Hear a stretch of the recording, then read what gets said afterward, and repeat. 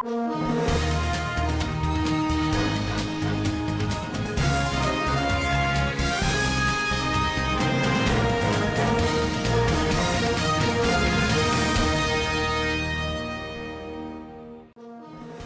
Muhammadu Buhari salutes Nigerians excelling in diaspora. 27 farms get licensed to produce 762.3 megawatts of electricity. National Drug Law Enforcement Agency arrests 75-year-old man for drug trafficking. On business, Petroleum Industry acts to unlock investment in Nigeria's oil and gas sector. And on the international scene, 23 dead as boat sinks in Bangladesh. And in sports, Croatia beat Austria to book semi-final place. Hello, welcome to Standard Voice News Channel. I'm Fawzi Ibrahim. President Muhammadu Buhari has commended Nigerians living in the United States for the exemplary roles they are playing in their different areas of endeavors, urging them to continue in that line to earn the respect of their hosts. Speaking Saturday at the town hall meeting with Nigerians in the diaspora in New York, the president noted that many Nigerians in the USA have continued to excel in their careers, leading to some being appointed into the cabinet of President Joe Biden. The president said his administration created the Nigerians in Diaspora Commission to serve as a bridge between them and the country in the developmental agenda, with the expectation that they will give back to the country. He gave assurance that the government will continue to act in their interest whenever the need arises, citing recent evacuations in Libya, South Africa, and recently in Ukraine, and that he had also approved the same in the United Arab Emirates and India. President Muhammadu Buhari, while speaking with the Oni of Ife, Oba Adeyeye Ogunwusi, said he will bring an end to the security challenges facing the country before the end of the year. The president spoke during the 2022 Olojo Festival. The grand finale of the festival climax on Saturday with the Oni adoring the Ira crown in his palace. The president, who was represented by the Minister of Interior, Rauf Arambissola, said they must be vigilant and must not leave the work of security for security agencies alone, else there will be problem.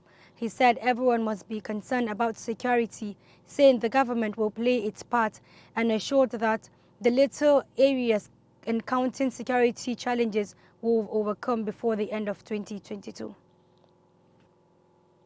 Data obtained from the Nigerian Electricity Regulatory Commission shows that fresh licenses and permits have been issued to 37 companies to produce a total of 762.3 megawatts of electricity in order to boost power supply across the country. An analysis of the Commission's latest fourth quarter of 2021 report on Saturday also indicated that the metering of power users dropped by 71.86% when compared to the number of those who were metered by power distribution companies in the preceding quarter. In the new report, the NERC said the Commission approved the issuance of 4 new generation licenses with a total nameplate capacity of 508.5 megawatts of the renewal of the existing license in the fourth quarter of 2021. The Commission also granted an aggregate capacity of 253.75 megawatts captive power generation permits to 8 companies and approved 25 mini-grid permits. It stated that 46 metering service providers consisting of 17 installers, 15 manufacturers, 2 vendors and 12 importers were also approved by the Commission in the fourth quarter of 2021. Operatives of the National Drug Law Enforcement Agency, during operations across 7 states, arrested 75-year-old Grandpa Usman Bukina Bajama alias Clayman, who topped the list of the 22 suspects arrested in the operations. Our correspondent, Zainab Abdul-Wasiu, has more. 1,387 bottles and capsules of banned new psychoactive substance, Aquascura and Tramadol, as well as 2,536 kilograms of cannabis were seized and over 10 hectares of its farms destroyed in Edo and Adamawa states. He was arrested in the early hours of Tuesday, 28 September at Angosate, Mararabatola, Mayo, Belwa Council area of Adamawa, where he had a cannabis plantation from where 49 kilograms of the illicit substance were recovered. In Kwara, at least 19,878 bottles of the brand new psychoactive substance.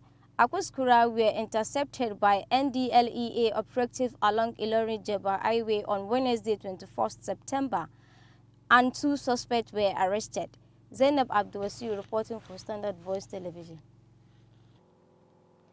Pharmaceutical Society of Nigeria's Zamfara State Branch has celebrated World Pharmacist Day on Sunday, 25th September 2022 at Endoto and Kotarkoshi Emirates of the state. Our correspondent Somaya Dosara has more.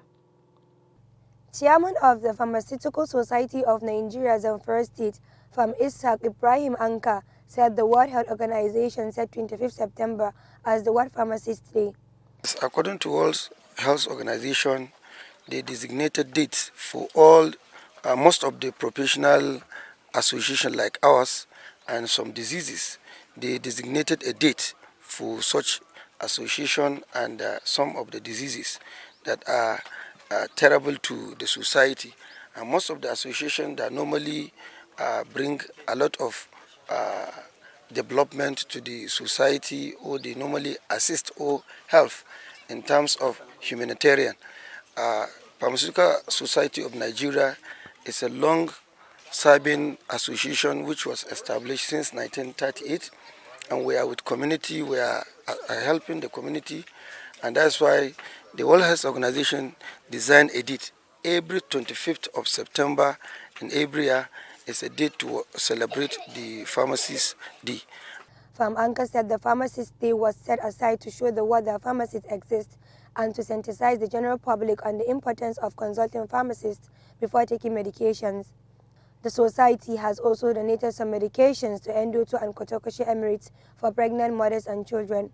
The district head of Birni Endoto, Alhaji Mahi Karba, on behalf of the Emirate, thanked the Pharmaceutical Society for their kind gesture and for holding the commemoration of Pharmacist Day at his Emirates. Sumaya Dosa reporting for Svtv News. Governor Atiku Bagudu of Kebbi State has condoled with the Emir of Zuru, retired Major General Muhammad Sani Same, over the death of the district head of Reba, Alhaji Garba Musa, and Sarkin Malaman Zuru, Sheikh Abdurrahman Hamza Balarabe. Malam Yahya Saraki, special advisor to the governor on media, made this known in a statement made available to newsmen in Birni Kebbi. He said Governor Bagudu was in the Emir's palace in Zuru to deliver his condolence message on behalf of the people and government of Kebbi State. Responding, the Emir expressed deep appreciation to the governor for the condolence visit, while describing the death of the cleric as a big loss to the Emirates. Governor Babagana Umar Zulum has congratulated newly elected executives of the Nigerian Union of Journalists in Borno State. The executives were elected on Saturday at the Council Triennial Delegate Conference, which took place at the Musa Usman Secretariat in Maiduguri. Governor Zulum's congratulatory message was contained in a statement issued on Sunday by his spokesman, Malam Isa Gusau. The governor commended the outgoing chairman, Babagana Bukar, for his display of maturity and conceding defeat, and for leading the council to the conduct of a free and fair election. Governor Zulum also praised journalists in Borno State for the very high standard they were able to set by holding very peaceful and issue-based campaign, with claimants being a qualitative election that should be learned from the NUJ. And on business, Audio Jungle.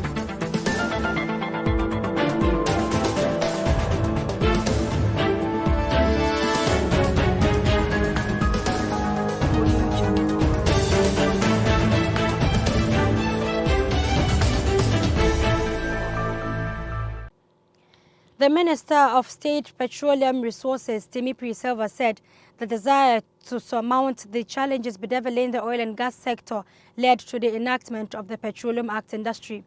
Speaking at the Nigeria International Economic Partnership Forum in New York with the team Nigeria's Oil and Gas Sector Reform, Result and the Road Ahead, Mr. Silva said the desire of President Muhammadu Buhari's government to inject lives into the sector, hitherto characterized by fiscal and operational challenges, led to making proactive reforms in the sector a priority.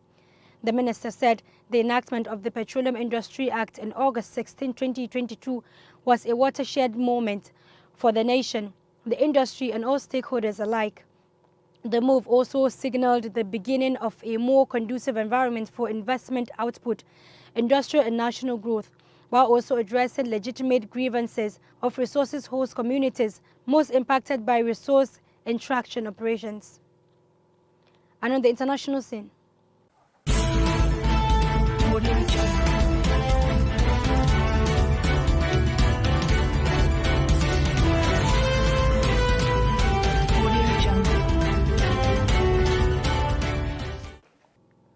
at least 23 people were killed and several dozen more were missing on Sunday after a boat capsized in the river in Bangladesh.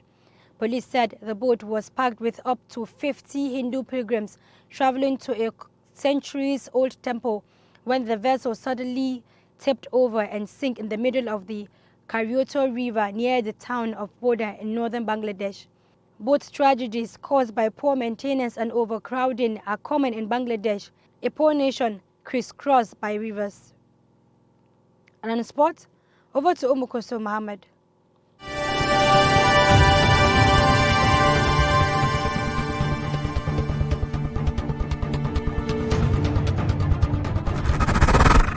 Thank you, Fawzia Ibrahim, and now in sports.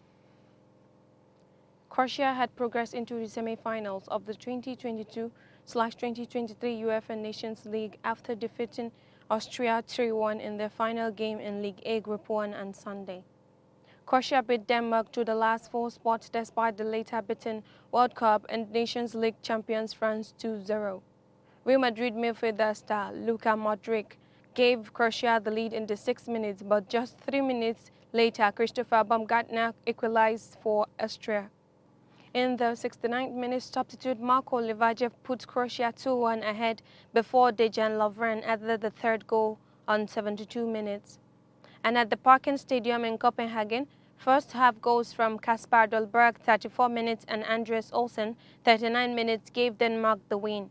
Following results in the final group games, Croatia finished top on 13 points after 6 games, while Denmark got second spot on 12 points with the same number of games. France was third with 5 points, and Austria, who finished on 4 points, are relegated to League B. Meanwhile, Netherlands are also through to the semi-finals after piping Belgium 1-0 in League A Group 4. Now still in sports. William Troost Ekong has expressed his disappointment after he was forced to pull out of Nigeria's upcoming international friendly against the Desert Foxes of Algeria as a result of injury. Troost Ekong picked up an injury in the team's test game against Algeria's Team B on Friday night. The centre-back returned to England on Saturday for further treatment on the injury. The Watford defender's injury has further completed the squad with only 3 centre-backs now available for the game. It will be recalled that Leicester City midfielder Wilfred Ndidi also returned to his base in England after sustaining an injury in training. The Super Eagles will take on the Desert Foxes of Algeria at the Miloud Haddafi Stadium, Oran, on Tuesday. Thanks for joining us for the sports updates. I'm Umukoso Mohammed. Thanks for watching. Have a blessed day. Thank you, Umukoso. That has been the news from Standard Voice Television. To end the news, a quick look at the major headlines. President Muhammadu Buhari salutes Nigerians excelling in diaspora. 27 farms get licensed to produce 762.3 megawatts of electricity. National Drug Law Enforcement Agency arrests 75-year-old man for drug trafficking. On business, Petroleum Industry acts to unlock investment in Nigeria's oil and gas sector. And on the international scene, 23 dead as boat sinks in Bangladesh. And in sport, Croatia beat Austria to book semi-final place. That's the news. Thanks for watching. I'm Fawzia Ibrahim. You have a nice day.